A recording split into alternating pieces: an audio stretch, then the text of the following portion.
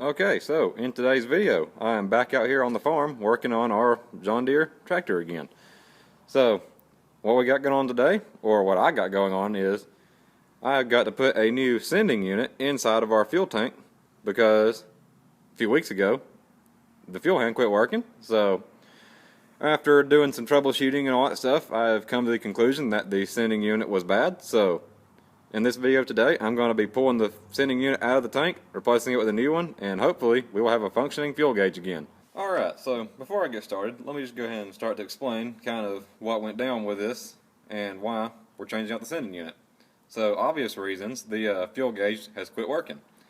So, this happened, I believe it happened on the Christmas Eve day when I had to go feed the cows. So, I cranked up the tractor, let it warm up for a few minutes because it was kind of cold that day, and picked up the bale of hay and went out to the pasture, went to go start feeding, and fuel hand was working, and it said I had, I think about half a tank in there or something like that, and it was working just fine when I went driving out across the pasture, and I noticed when I stopped to go cut the twine off the bale so I could roll it out across the field, happened to look down, I noticed that the fuel hand was bottomed out below empty. So that was, to me, a pretty good sign that we got a problem somewhere. So I've done a little bit of troubleshooting, and after I worked with it for probably an hour or so the other day when I was out here, came to the conclusion the sending unit's bad, and so I've eliminated the problem being in the cluster or wiring or anything like that. So this is just going to be a simple, straightforward fix of unscrewing or unbolting the old sending unit from the tank, or unscrew it, or however you want to say it, and just gonna pull it out, and then swap the wires over to the new one, slide it back in, and hopefully we'll have a functioning fuel hand again. Alright, so on this particular model, the John Deere 5103, and I'm not sure how many other series it would be like this, but I know on this model series, fuel tank is right here behind the seat where you're sitting at, and so I've slid the seat forward for easier access to the sending unit right here. So, as you can see right here, there's not much of anything to it. So you just got two wires screwed onto it right there. You got these 5 screws right here you want to pull out, and then when you do that, just wiggle this unit out of the tank, and that's about as simple as that. Let me show you the troubleshooting that I did that I found out online of how to test your sending unit to see if it's bad or if you've got a problem in your wiring somewhere. Okay, so now all these little screws are just a little 7mm nut on those threads right there. So now what we'll go ahead and do is we'll just go ahead and back these little screws off, or the nuts I mean, and I will show you the troubleshooting I did on this. Now technically, yes, I could leave these screwed on, and then pull them off and show you, but there's not much sense in really showing you, considering that the hand does not work, so it's not going to matter how I do this right now. And I'll show you what I've done to figure out our problem here.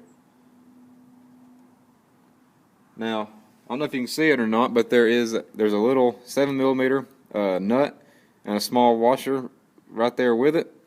So just carefully slide those off. Same thing on this other side.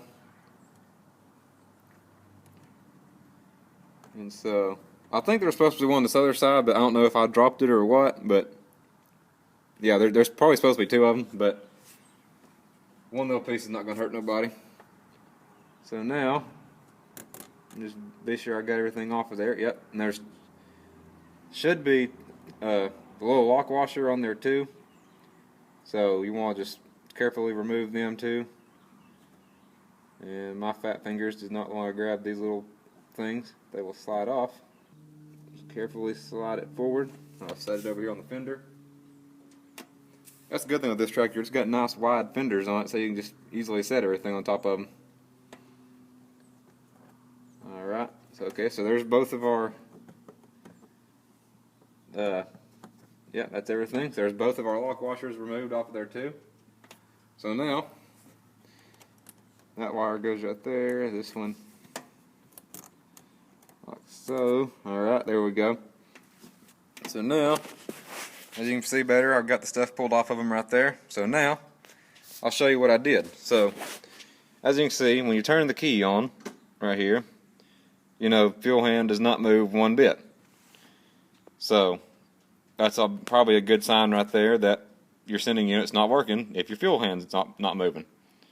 So now what we'll do is, what I figured out, you want to pull these wires off of here, and then you can actually touch these two together, and if your fuel hand goes to full, then that means that you don't have a problem with any of your wiring or the dash cluster right there. So I'll touch these together and I'll show you what happens. Alright, so see if you can see it. Alright, so you can see it right there. I'm touching them together now. And there it goes. So I'm just holding these two wires together, and we're going to watch that fuel hand. Be sure it climbs all the way to full.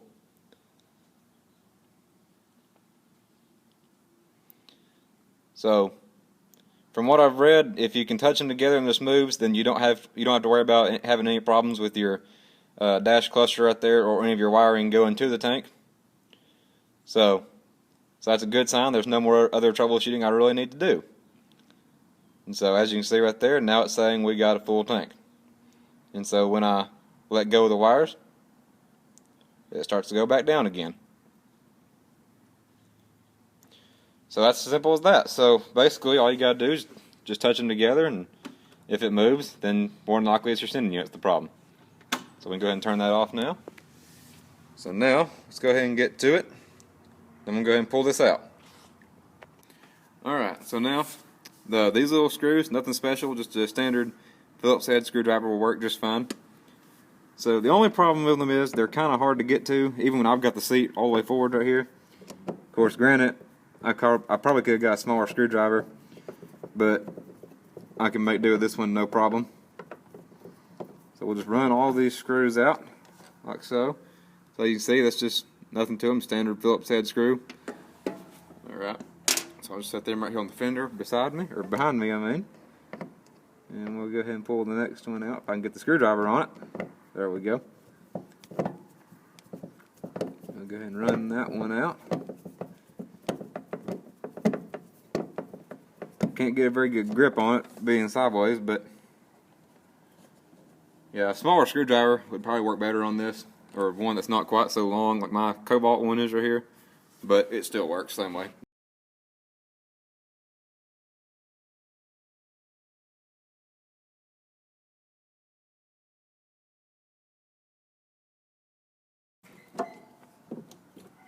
Alright, so that was the last screw right there.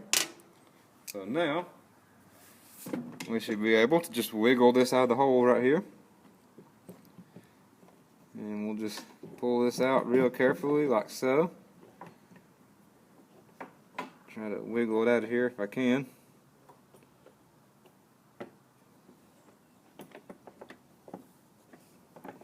Here's the hardest part, is trying to get the float out.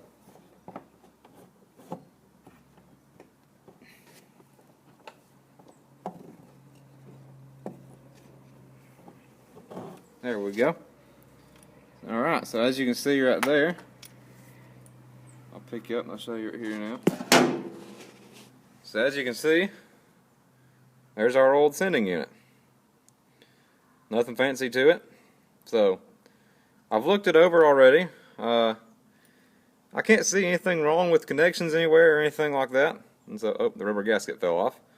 But yeah, and the float's a solid, or I say solid, it's a plastic thing, and I couldn't hear it filled with fuel or anything like some of the ones I've dealt with are. So hopefully this is our culprit. Just the whole unit right here is bad.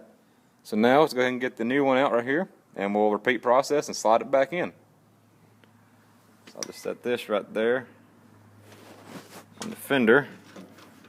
I ain't worried about getting dirt on it because it's obviously junk. So I should have brought a rag. Now my hand smells like diesel. So now we'll just open up this new one and we'll slide it back in there. Alright, and so there's our new one now. A little bit different design from the old one, but otherwise it's still going to function the same way. And they said it's the replacement for this tractor, so you know, no big deal. So now we'll just go ahead and put this back in the tank, and hopefully we can have a working fuel gauge again. So here we go. Alright, so yeah, you can kind of see the hole right there a little bit. So now we're just going to go ahead and set this back inside of here. So here we go. Well, look at that. That one actually went in a whole lot easier than the old one did. So now we will. Alright, there we go. Now, I'll do like what I did the other day. I went and took a few screws and just slid them through the hole right there to go ahead and get it lined up like I wanted it. And so, where's the hole at?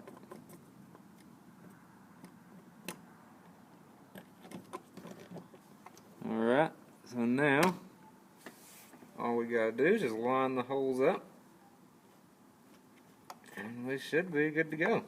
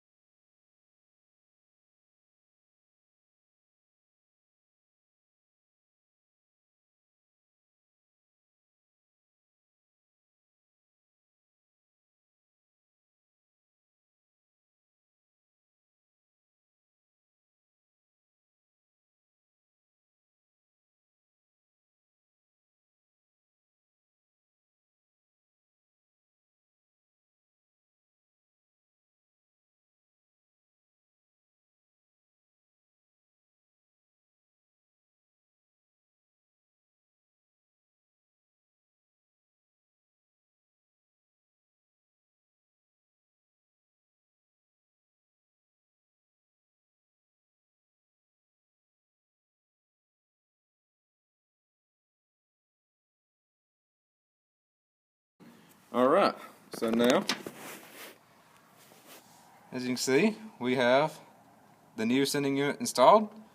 Now, let's test it. Turn the key, see if the fuel hand starts to come up on its own. Here, alright, here we go.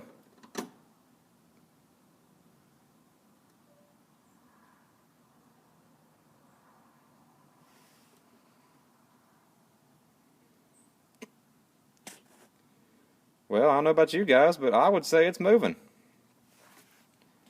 A little slow to register, but that's okay. It's always been like that.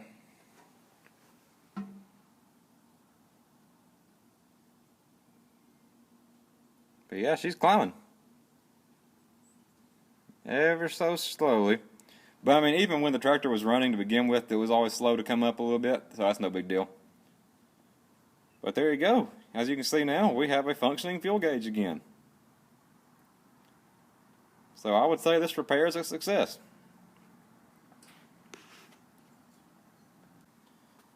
Okay, so we're going to end the video here for today. So, a little bit different video this time because, you know, I haven't done much of mechanic videos or anything like that on the channel in a while.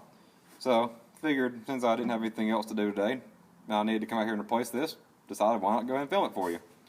So now you know how to replace your sending unit on the John Deere 5103. And I guess really, I mean, as long as you got the fuel tank behind your seat on here and your sending unit is right behind the seat, then I guess you could probably use that same method to troubleshoot it with on any other series if you want to. So that's about all I got for you today. So if you like a video, don't forget to comment, rate it, and subscribe for more.